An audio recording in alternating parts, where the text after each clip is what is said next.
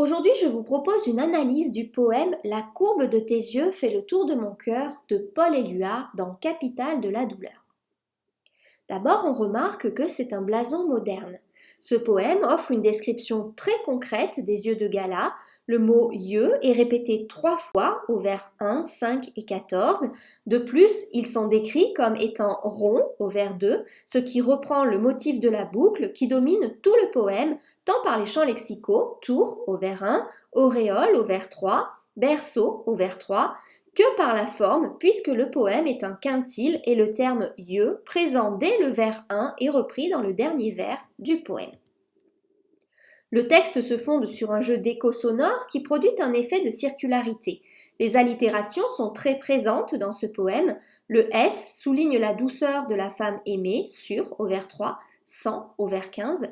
L'allitération en R évoque la souffrance de la dépendance affective du poète envers Gala, courbe au vers 1, regard au vers 15. Enfin, l'allitération en que donne l'impression que le poète bute sur son amour chaotique, nocturne au vers 3, cœur au vers 1. Le dernier vers, le vers 15, reprend la totalité de ces allitérations pour clore le motif de la boucle, aussi bien au niveau des sonorités que du sens. Au-delà de l'éloge des yeux, le poème est aussi un hymne à l'amour heureux. Les premiers et derniers quintiles suggèrent la dépendance d'Éluard envers sa femme. Et si je ne sais plus tout ce que j'ai vécu, c'est que tes yeux ne m'ont pas toujours vu, au vers 4 et 5. Le monde entier dépend de tes yeux purs, et tout mon sang coule dans leur regard, au vers 14-15. Le poète exprime la volonté d'avoir un amour passionnel, mais qui s'avère être un amour dangereux puisque sa vie dépend d'elle, et si elle n'est pas là, il meurt. C'est que tes yeux ne m'ont pas toujours vu. Dans ce poème lyrique, mon cœur au vers 1, mon sang au vers 15, le poète s'adresse à sa femme, tes yeux au vers 1, 5 et 15. L'énonciation change lors de la deuxième strophe puisque par l'absence des pronoms personnels, l'auteur semble ne plus s'adresser à personne en particulier, ce qui donne une portée universelle à son message. Nous allons maintenant voir la renaissance du poète. La multiplication des images confère aux yeux de Gala une valeur symbolique forte qui dépasse de loin la simple description. La notion de naissance est très présente dans le poème, comme si Gala était aussi sa mère qui le protégeait de tous les maux de la vie. Berceau nocturne et sûr au vers 3. Ceci fait également écho à la naissance de Jésus avec le chant lexical de la nativité. Éclos, gît toujours sur la paille des astres, donne une image de la crèche. De par son rythme et l'organisation de ses strophes, ce poème s'apparente à une berceuse. Les 3 strophes sont toutes construites de la même façon. Elles comportent 5 vers chacune pour former 3 quintiles. Le jeu du poète semble dépendre totalement du regard de la femme aimée. La courbe de tes yeux fait le tour de mon cœur, au vers 1. Ce vers souligne l'amour que le poète porte à sa femme. Tout mon sang coule dans leur regard, au vers 15. En effet, le terme sang fait référence à la vie, ce qui veut dire que sa vie dépend du regard de la femme.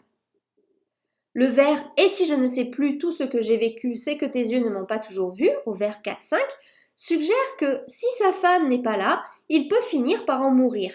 Le poète est donc totalement dépendant de sa femme, elle a un pouvoir de vie ou de mort sur lui.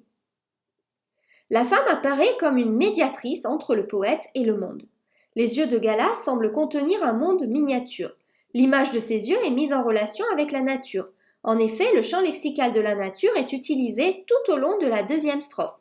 Feuilles de jour au vers 6, roseau du vent au vers 7, ciel au vers 9, mer au vers 9. On voit donc qu'à travers ce champ lexical, l'auteur considère sa femme comme son propre monde.